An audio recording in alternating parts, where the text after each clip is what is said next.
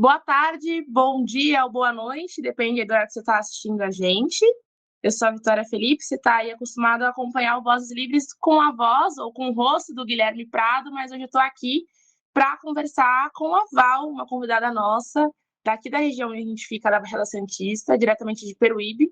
A Valdirene Correia aqui também faz um trampo muito parecido com a gente, de grupos de consumo em Peruíbe, né? Ela coordena um grupo de consumo por lá, é também agricultora e produtora, então tá aqui hoje com a gente para a gente conversar e conhecer um pouco mais do trabalho dela e da iniciativa dela. Tudo bem, Val? Obrigada por ter vindo.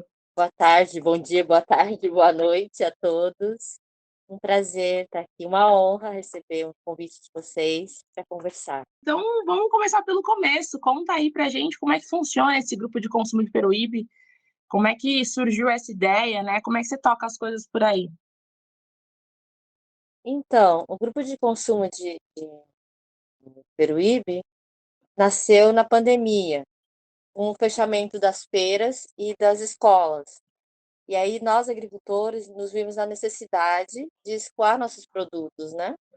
E aí nós começamos a princípio com 3 agricultoras. Nós tínhamos uma lista avulsa e fazíamos delivery. Mas aí havia uma demanda, assim, muita procura por uma sacola completa, que tivesse uns legumes, umas frutas, uns tubérculos. E aí, nesse momento da pandemia, nasce o grupo de consumo. Hoje, nós somos em 10 mulheres, que trabalhamos com mulheres, e tudo informal ainda, né? Assim, são minhas vizinhas, pessoal aqui da região do sítio mesmo. Nós temos uma lista de 65 famílias atendidas aqui em Peruíbe e região. E agora a gente também atende pequenos mercadinhos, feira, pousada e assim por diante. E demais, Val. Acho que é uma experiência gigante, até porque vocês fazem de forma manual, né? Então, vocês impactam em muitas famílias, não só de produtores, como de consumidores também, de forma manual. Você quer dizer que os grupos acontecem pelo WhatsApp mesmo, né? Pelo WhatsApp mesmo, é tudo manual, eu faço tudo pedido pelo WhatsApp, já as pessoas trazem o produto aqui na minha casa ou deixam na esquina, assim, sabe? Perto, onde é que eu vou pegar, e aí eu vou levando de casa em casa. É tudo bem, como é que se diz?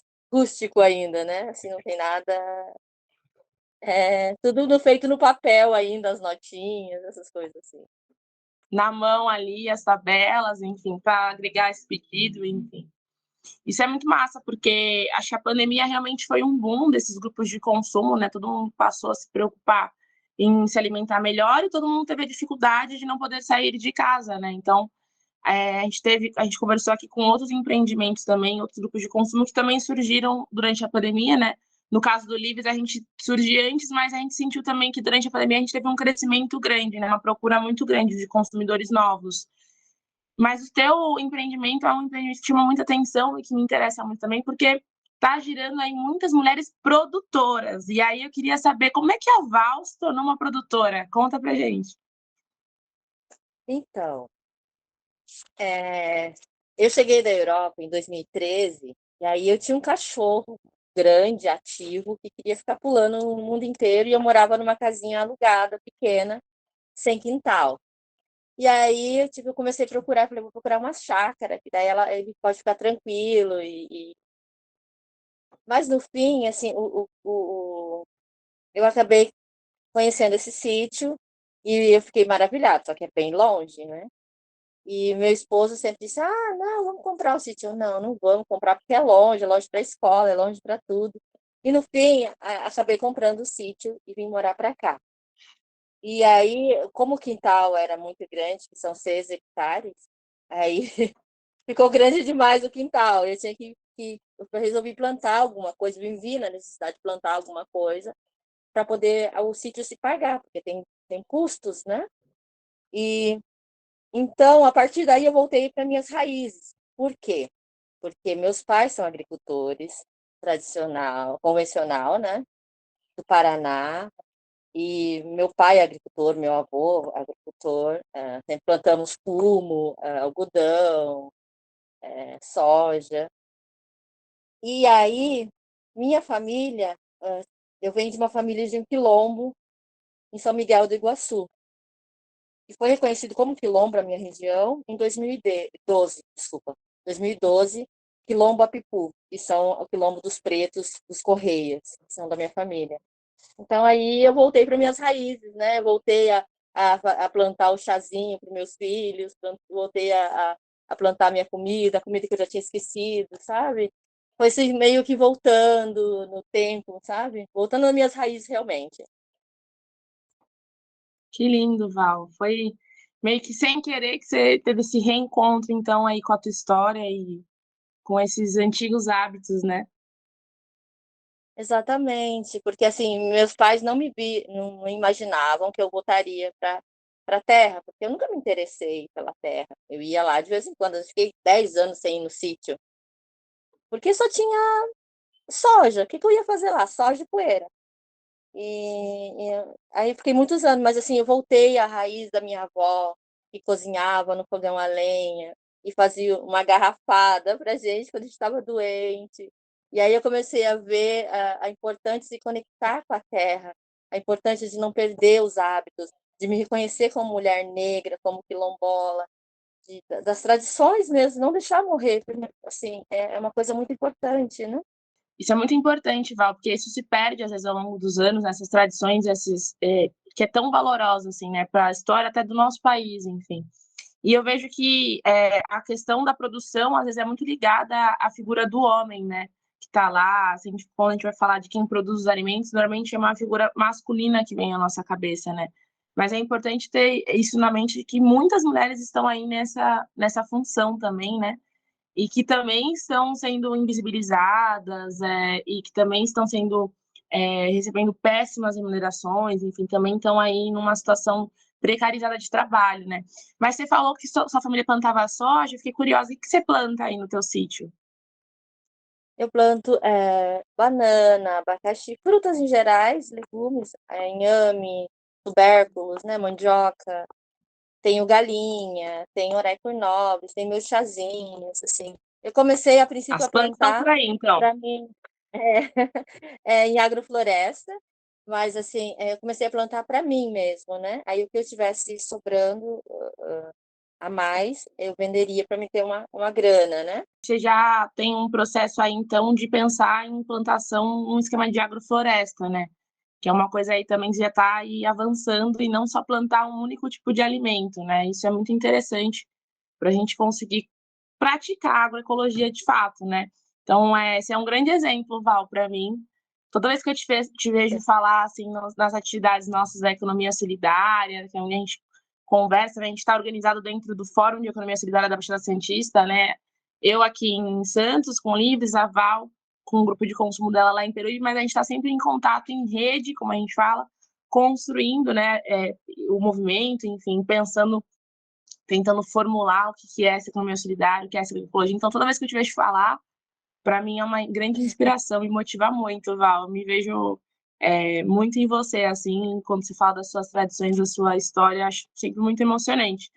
E aí eu queria saber, né? Você já falou que o teu grupo de consumo tem essa questão de ser manual, a gente já conversou algumas vezes sobre isso, sobre a necessidade aí de pegar um sistema onde a gente possa, uma ferramenta onde possa facilitar esse pedido, enfim.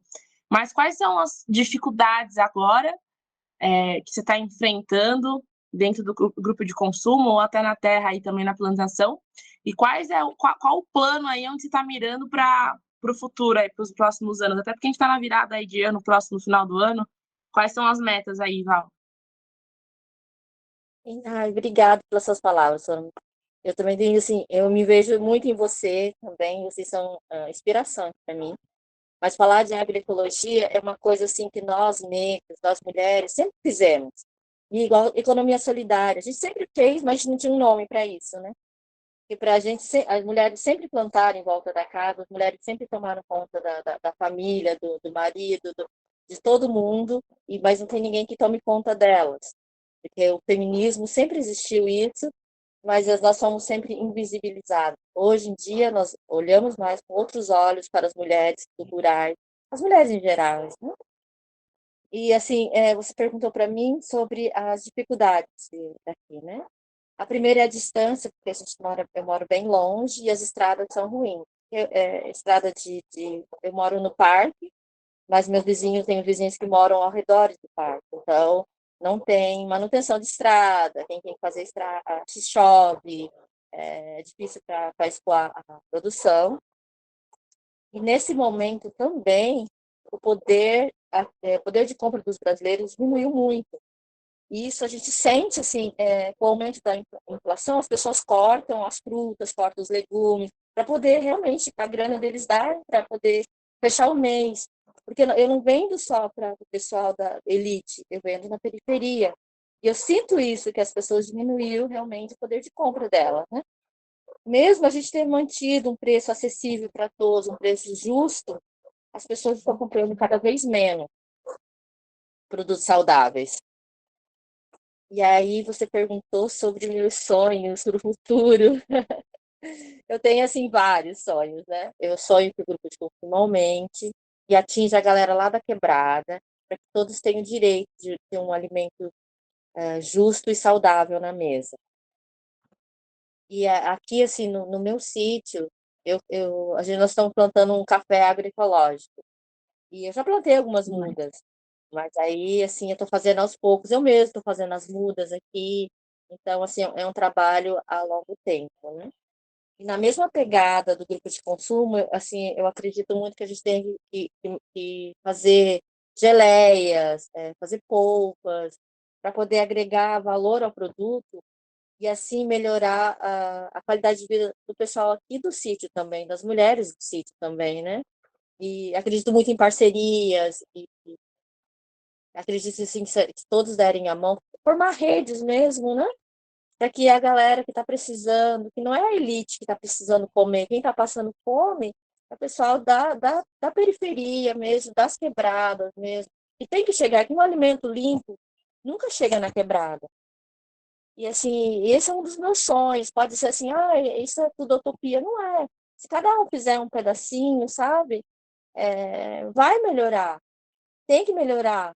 Porque é a única maneira da gente se tornar um país melhor é enxergando todas as pessoas. Porque a elite não está precisando de grana. Quem está precisando de grana é o pessoal da periferia, é a galera aqui do sítio. E por que as pessoas vão embora do sítio? Porque não tem renda. Sem renda, como é que você vai viver no sítio? Não dá para você viver num lugar se você não tem renda, né? Então, esses são meus sonhos. Eu não posso ficar falando, porque daí eu começo a falar demais.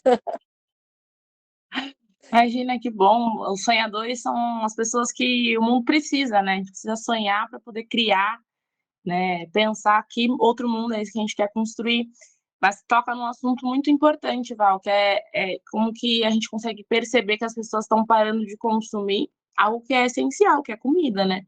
Então, se as pessoas estão parando de comprar comida, é porque as pessoas estão passando fome, né? Isso mostra o reflexo aí dos últimos 4 anos de governo Bolsonaro, né?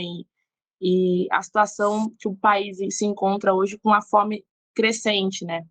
Mas é isso, a gente precisa se engajar, se envolver, né, e criar outras economias, mas precisamos também de políticas públicas para que isso possa chegar em mais pessoas, né, e como você disse, enxergar as necessidades de todos os brasileiros e brasileiras. Isso é muito bonito, eu acho que é, nesse clima de final de ano que a gente já está começando a entrar, né, mas também nos fundamentos da economia solidária, que é essa vontade de construir uma outra rede, né. A economia solidária acolhe todas as pessoas. Então, as pessoas têm que ser acolhidas, não a galera que só da elite, o pessoal do centro, não. O pessoal da periferia, é o menino, é a menina, é o pessoal das hortas urbanas, sabe? Tem muita coisa, assim, o Brasil é muito rico nisso, o brasileiro é muito rico, ele sabe partilhar. Então, a gente pode ver na pandemia o fenômeno que foi. Todos os lugares do mundo as pessoas passaram fome. Aqui no Brasil, a gente arrumou grana onde a gente não tinha para poder realmente partilhar o que você tinha. E aqui, assim, eu aprendi economia solidária, minha vida, a gente sempre praticou, né? Mas aqui no sítio, é assim, eu tenho a banana, o outro tem o abacate, eu dou a banana para ele, ele me dá o abacate. Então a gente sempre tem duas frutas. Eu tenho a galinha, ele tem o leite, a gente troca, sabe? São trocas. As pessoas pensam, isso é tão primitivo. Não é. Se você fizer no seu quintal, você começar fazendo essa transformação, se transforme primeiro. Você vai ver, você vai começar a enxergar o outro ser humano com outros olhos, sabe? E hoje eu penso assim, Antes eu tinha a ganância de eu tinha que ganhar muita grana e plantar muito e colher muito. Hoje não, hoje eu quero colher o suficiente, com qualidade, e que eu possa dar dignidade aos meus filhos e a todas as pessoas que estão em minha volta. Demais, Val. Obrigada. Acho que a gente encerra o episódio por aqui. Estou muito contente em te ouvir. Acho que nossos ouvintes também vão ficar emocionados com a tua fala. E aí, bom, muito sucesso aí pro teu grupo de consumo, que a gente possa aí fazer muitas trocas nesse próximo ano, pensar em como a ferramenta do Livres pode ajudar ao grupo de consumo de Peruíbe, como que a gente pode continuar fortalecendo essa nossa rede solidária aqui. Tá? Deixa um beijo aí pra galera, se quiser indicar tuas redes sociais também pra galera que está ouvindo aqui da Baixada procurar, enfim, faz aí teu jabá também. Ai, gente, agora eu não sei mandar meu número dos meus. Eu vou deixar meu número do meu telefone, pode ser? E aí, Pode, pode ser que meu se quiser. WhatsApp. E a Cira falar, nossa, eu não sei. 13 99 704 5097. Foi um prazer estar com todos vocês. E eu fico muito feliz, assim, com a disponibilidade do Livres em nos dar uma mão, assim, porque a gente precisa, se todos se ajudarem, a coisa funciona, né? Muito obrigada. Com certeza, Val, a gente vai junto, é isso, é fazer junto, né? Então, obrigada, galera, que ouviu a gente até aqui. Essa foi a Val. Procurem aí ela também, a galera de Peruíbe, que quiser consumir orgânico e dos pequenos agricultores e agricultoras. E um beijão, Val. Até a próxima. Beijo a todos, obrigada. Como todo trabalho independente, esse podcast pode estar por um um Pix, ou melhor, um Tris, sem o apoio solidário de seus ouvintes. Portanto, se você já se divertiu conosco, se enriqueceu, se informou, ou se fomos apenas um passatempo para você, nos ajude para que continuemos existindo. Sem financiamento, sem independência. Portanto, ajude o Vozes Livres se tiver consciência.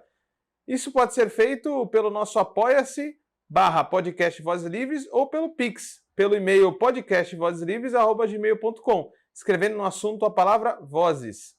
Nos acompanhe nas redes sociais, @livrescop e @livresprodutos do bem. O Vozes Livres é um podcast realizado pela Rede Livres e financiado pelo Sindicato dos Químicos Unificados de Campinas e Região e pela Federação dos Trabalhadores do Ramo Químico do Estado de São Paulo. Produzido coletivamente por Guilherme Prado, Vitória Felipe e pelo coletivo Orvalho Filmes, composto por Eduardo Ferreira, Gaspar Lourenço e Guilherme Bonfim.